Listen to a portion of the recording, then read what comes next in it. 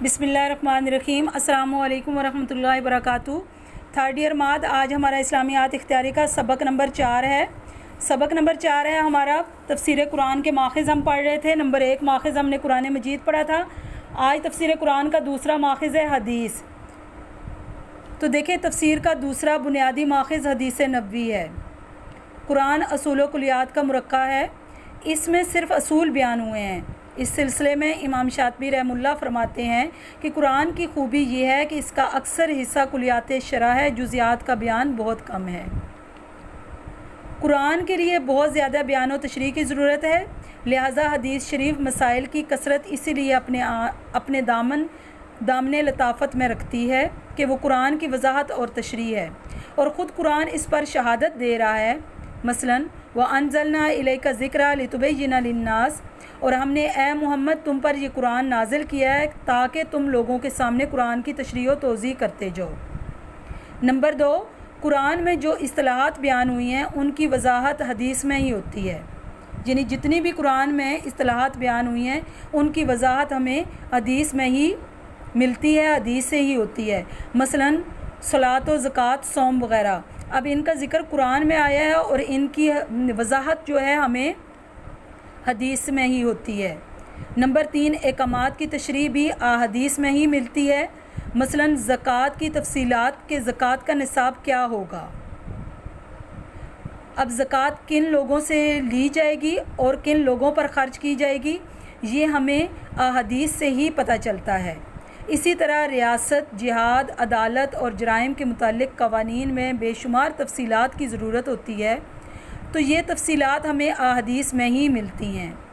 اگر یہ تفصیلات قرآن میں بیان ہو جاتی تو قرآن حجم کے اعتبار سے بہت بوجھل ہو جاتا اور اس کی حیثیت متاثر ہو جاتی۔ نمبر 4، نبی کریم صلی اللہ علیہ وآلہ وسلم کی حیثیت اس انجینئر کی سی ہے جس نے قرآنی نقشے کے مطابق اسلام کی عمارت کو عملی جامہ پہنایا اور پھر اس پر عمل کر کے بھی دکھایا۔ اس لیے حضرت عائشہ رضی اللہ تعالی عنہا نے فرمایا کان خلق القرآن، یعنی آپ صلی اللہ علیہ وسلم اخلاق قرآنی کا عملی نمونہ تھے۔ آپ صلی اللہ علیہ وسلم کا اخلاق ہی قرآن تھا، اس لیے بھی فہم قرآن کے لیے ہمیں حدیث کی ضرورت پڑتی ہے۔ نمبر 5، بعض احکامات قرآن مجید میں بیان نہیں ہوئے۔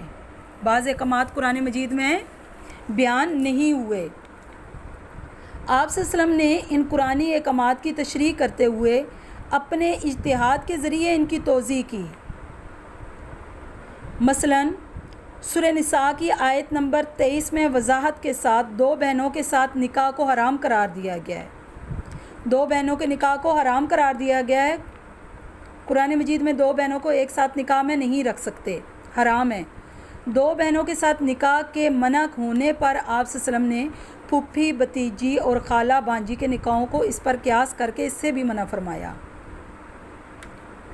نمبر 2، صدقے فطر کا حکم دیا۔ نمبر 3، دادی کا حصہ مقرر فرمایا۔ نمبر 4، ٹڈی کے کھانے کی اجازت دی۔ نمبر 5، جمے ہوئے خون یعنی تلی کو حلال قرار دیا۔ نمبر 6، مدینہ کو حرم قرار دے دیا۔ اس کے بعد ناسخ و منسوخ سے آگاہی۔ حدیث کے ذریعے ہی ہمیں ناسخ و منسوخ سے بھی آگاہی ہوتی ہے۔ مثلاً حدیث ہی یہ بتاتی ہے کہ آیت وصیت تو قرآن مجید میں موجود ہے، وصیت کی آیت جو ہے قرآن مجید میں موجود ہے، لیکن اس کا حکم جو ہے وہ منسوخ ہو چکا ہے۔ آپ صلی اللہ علیہ وسلم نے فرمایا لا وصیت للوارث، اب وارثوں کے لیے کوئی وصیت نہیں، کیونکہ اب ان کے حصے مقرر ہو چکے ہیں۔ قرآن مجید میں تو ان کے حصے مقرر ہو چکے ہیں۔ نمبر 7، قرآن کی معنوی تعریف سے حفاظت۔ حدیث کے ذریعے قرآن مجید کے معنی مفہوم متعین کیے گئے ہیں۔ حدیث کے ذریعے قرآن کے معنی مفہوم متعین کیے گئے ہیں تاکہ کوئی ان کی منمانی تشریح نہ کر سکے۔ قرآن کے معنی مفہوم حدیث کے ذریعے متعین کیے گئے ہیں تاکہ ان کی کوئی منمانی تشریح نہ کر سکے۔ اس طرح قرآن معنوی تعریف سے محفوظ ہو گیا ہے۔ اب جو کوئی بھی منمانی تفسیر کرنا چاہتا ہے تو سنت بہت بڑی رکاوٹ بن جاتی ہے۔ مثلاً سر سید نے مثلاً سر سید نے فرشتوں اور جنوں کا انکار کیا، یا مولانا امین احسن اصلاحی نے حد رجم کا انکار کیا تو علماء نے اس کو قبول نہیں کیا۔ اسی طرح ماضی میں معتزلہ، روافض اور خوارج نے اسلام کی منمانی تعبیر کرنا چاہی تو وہ حدیث کی وجہ سے ناکام ہوئے، اس لیے منمانی تشریح کوئی نہیں کر سکتا۔ نمبر 8، حدیث سے متصادم تفسیر قابل رد ہے، اس لیے قرآن کی جو تشریح حدیث نے کی تو اس کو ماننا پڑے گا۔ اس طرح جو بھی حدیث سے ہٹ کر تفسیر کرے گا وہ کافر ہو جائے گا۔ حدیث سے ہٹ کر جو بھی تفسیر کرے گا وہ کافر ہو جائے گا۔ ارشاد ربانی ہے وَمَن يُشَاقِقِ الرَّسُولَ مِن بَعْدِ مَا تَبَيَّنَ لَهُ الْهُدَىٰ، آیت کے آخر تک وَنُصْلِهِ جہنم، اور جس نے ہدایت واضح کے بعد رسول صلی اللہ علیہ وسلم کی مخالفت کی تو ہم اسے جہنم میں داخل کر دیں گے۔ نمبر 3 ہمارے پاس ہے ماخذ میں سے اقوال صحابہ۔ اقوال صحابہ کو تفسیر قرآن کے تیسرے ماخذ کی حیثیت حاصل ہے۔ اس کی وجہ یہ ہے کہ صحابہ قرآن کے پس منظر سے آگاہ اور تربیت نبوی کے حامل تھے۔ اس کے دلائل درج ذیل ہیں۔ دلائل دیکھیں، نمبر 1 دلائل ہے قرآن مجید کے پس منظر سے آگاہی، نمبر 2 شاگرد نبی، نمبر 3 اقوال صحابہ بمنزل حدیث، نمبر 4 عربی ادب سے آگاہی، نمبر 5 ماحول شناسی۔ تو آج ہم 5 پوائنٹ ہی اس کے پڑھیں گے۔ تو نمبر 1 دیکھیں قرآن مجید کے پس منظر سے آگاہی۔ صحابہ قرآن مجید کے پس منظر سے آگاہ تھے، اکثر آیات کی شان نزول کے بارے میں مکمل علم رکھتے تھے۔ حضرت علی رضی اللہ تعالیٰ عنہ فرماتے ہیں کوئی آیت ایسی نہیں جس کے بارے میں مجھے معلوم نہ ہو کہ وہ رات کو نازل ہوئی یا دن کو، میدانی علاقے میں یا پہاڑی علاقے میں نازل ہوئی۔ واقعی حضرت علی رضی اللہ تعالیٰ عنہ یہ بات کہنے کے مستحق تھے کیونکہ وہ ابتدائے اسلام سے وفات نبوی تک آپ صلی اللہ علیہ وسلم کے رفیق سفر رہے۔ نمبر 2 شاگرد نبی۔ صحابہ کرام رضی اللہ تعالیٰ عنہ نے براہ راست تفسیر آپ صلی اللہ علیہ وسلم سے سیکھی تھی، اور جہاں بات ان کی سمجھ میں نہ آتی آپ صلی اللہ علیہ وسلم سے اس کی تفسیر پوچھ لیتے۔ یہ کوئی معمولی مقام نہیں کہ حامل نزول وحی سے تفسیر سیکھی جائے۔ نمبر 3 اقوال صحابہ بمنزل حدیث۔ محدثین نے اقوال صحابہ کو احادیث میں شمار کیا ہے، ان کو آثار یا موقوف بھی کہتے ہیں، کیونکہ ان کے اقوال میں اس بات کا قوی گمان ہوتا ہے کہ یہ اقوال النبی ہوں اور انہوں نے احتیاطاً آپ صلی اللہ علیہ وسلم کی طرف منسوب نہ کیا ہو۔